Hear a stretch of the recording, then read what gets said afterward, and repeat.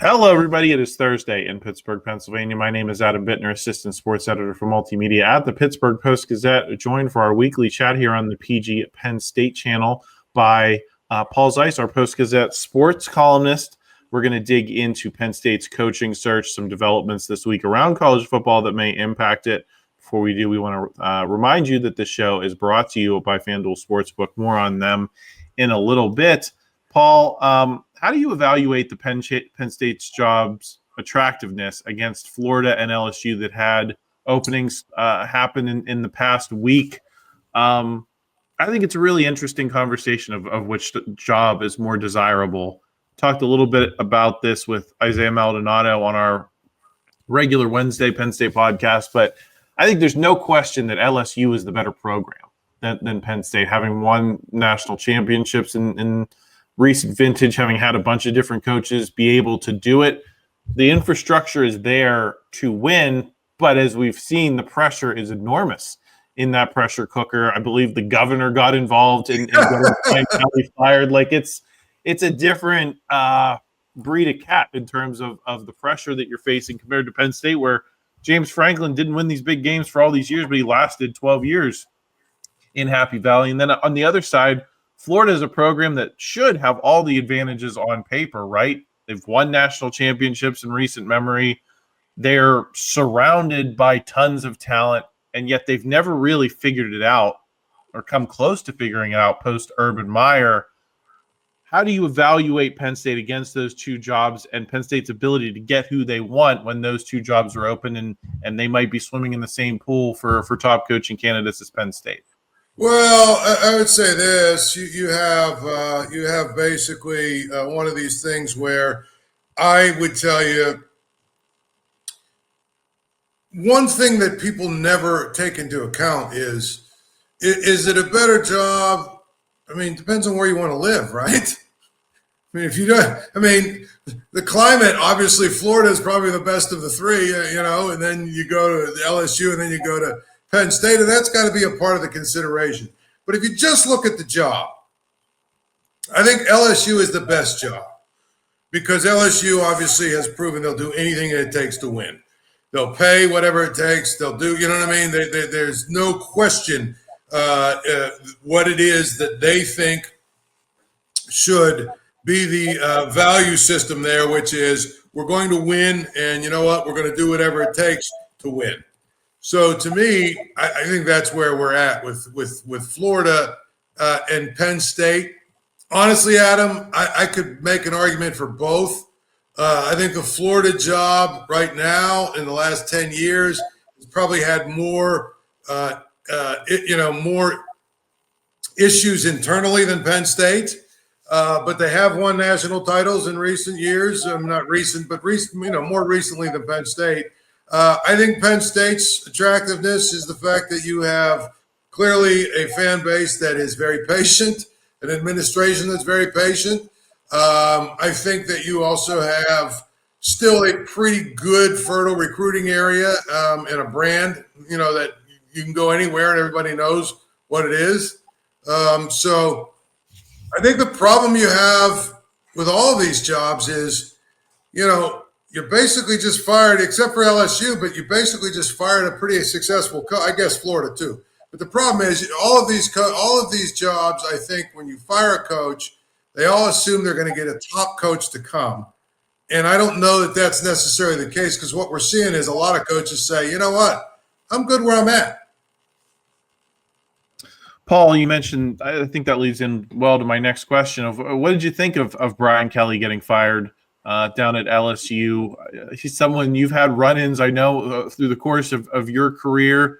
I think famously after that Cincinnati game against Pitt, what was that, 2009, he was asked about, was that you that asked the question about, him moving on potentially to Notre Dame?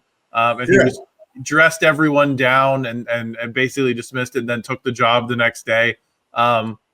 Here's my take on it. I'll let you react to it. I think his act just wears thin with people, doesn't make a lot of friends, and has relied on winning big games. And to me, if you're Brian Kelly and you're not winning big games, he's just an irritant to have around. So I get it from LSU's perspective, but I know you kind of have a different, view on these guys that have proven track records.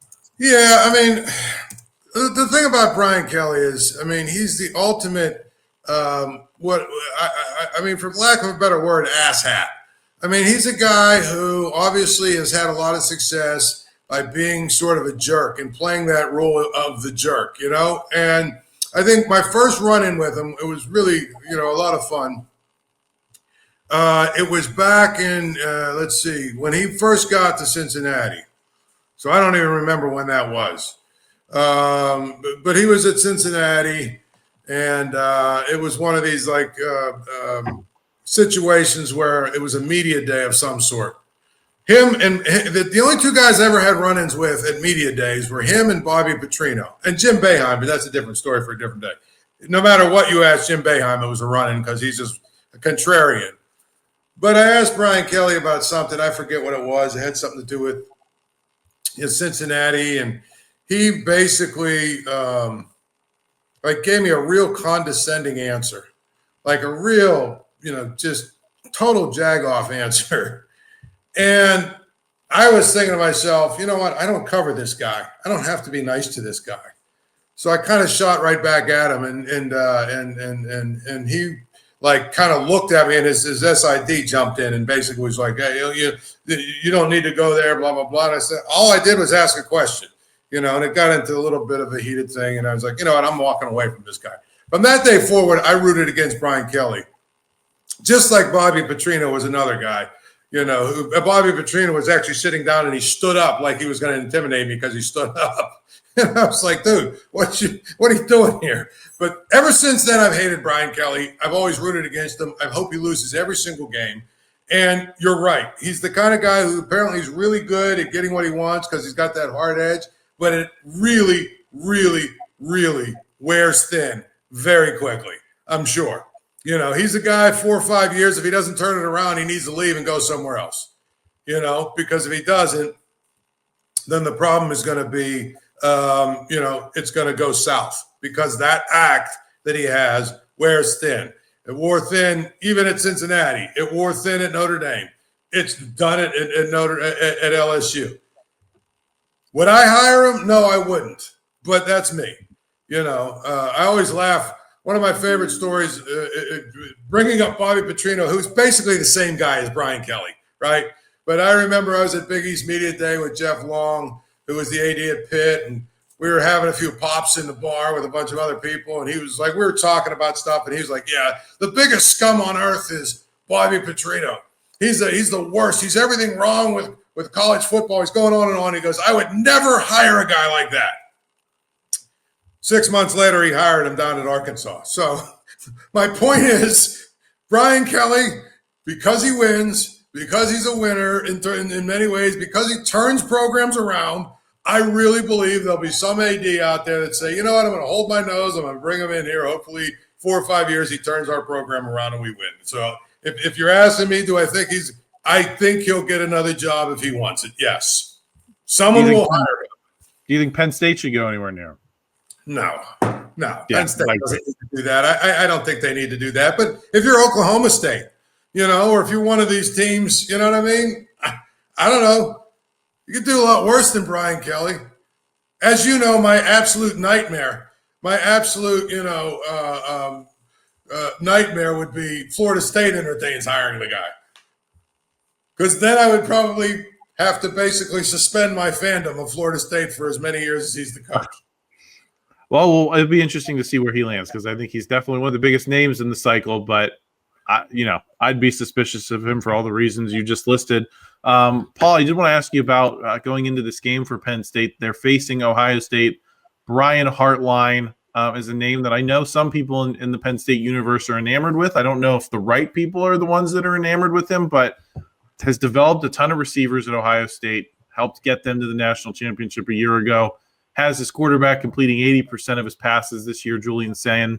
I think he's a really good coach, and we've seen guys like Dan Lanning, these relatively unseasoned assistants become stars in the coaching ranks and kind of establish themselves I think Kenny Dillingham at Arizona State's also in that category.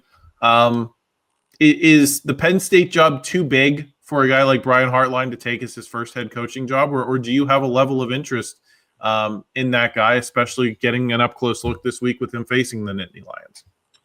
Well, I mean, I think the thing about it is, like you said, some of these programs have really gone out of their way to say, you know what, let's go and let's hire a guy that has no experience or whatever, but is a young, hungry, smart, up-and-coming guy who understands how college football is played in 2025. You know, I don't know if Penn State's forward enough thinking to do that. If they're not, you mentioned the name that they should go after, Kenny Dillingham, because he's basically, you know, what 4 or 5 years ago was Brian Harline, but now he's got experience, you know what I mean, as a head coach, if you really are looking for experience. But to me, I think it'd be great if they went after a guy like that. I mean, you know, everybody's, you know, I always say this, you know, let's go to Mike Tomlin, for instance. You know, what is the first thing people say when you say fire Mike Tomlin? Well, who are you going to hire to replace him? As if Andy Reid is the only guy that is, you know, capable of replacing him, you know. But the reality is, my answer is always the same. How about a young Mike Tomlin? You remember when Mike Tomlin got hired? I could have given every Steeler fan that, you know, at a game a piece of paper to say, when Bill Cowher announced he was going to retire, I could have given 10,000 Steeler fans a piece of paper and said, write down 20 coaches you want to replace Bill Cowher. And I'm not sure on any of the 10,000 pieces of paper anybody would have had Mike Tomlin's name down, because nobody knew who the hell he was. And that's my point about hiring coaches. There's a lot of great coaches out there. You know, to me, I would be okay with them hiring Brian Harline, but I don't know that Penn State is forward enough thinking to make a hire like that. Penn State's a 20.5-point underdog, according to our friends at FanDuel this week. Paul, do you give Terry Smith and the guys any shot in this one? I guess I'll ask first in the context of winning the game, pulling the upset in the horseshoe, or even just covering that 20.5. I'll say this: the interim coach generally gets the shot in the arm the first game, right? That's where the big surge is, emotions and adrenaline and all that good stuff. Now, they lost to Iowa, but they did give him a good run. I'd be shocked if they give Ohio State any problem at all. In fact, I would say that if I was going to bet the game, I would probably bet Ohio State minus the 20.5. I just feel like what happens when you have an interim coach, there's an adrenaline rush, and then reality sets in.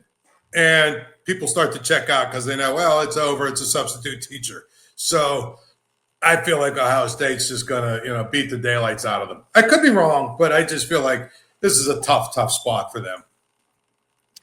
Yeah, and you know, I think the only thing that is kind of a wild card here is the Jim Knowles factor. Hasn't quite figured it out, but this is a team that he's gone against in practice for years. He knows, you know, probably more than anyone what Ohio State likes to do. Can he do enough to keep Penn State in the game, maybe have a chance to win late? I think that's probably the best case scenario you're hoping for if you're a Penn State fan.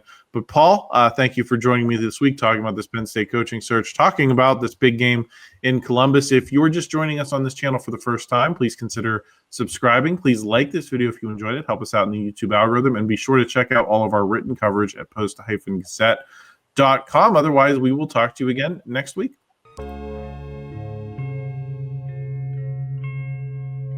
Thank you for checking out this content from Post-Gazette Sports. If you watch this video on YouTube, please like the video and subscribe to our channel. For all of the sports coverage the Post-Gazette has to offer, visit post-gazette.com.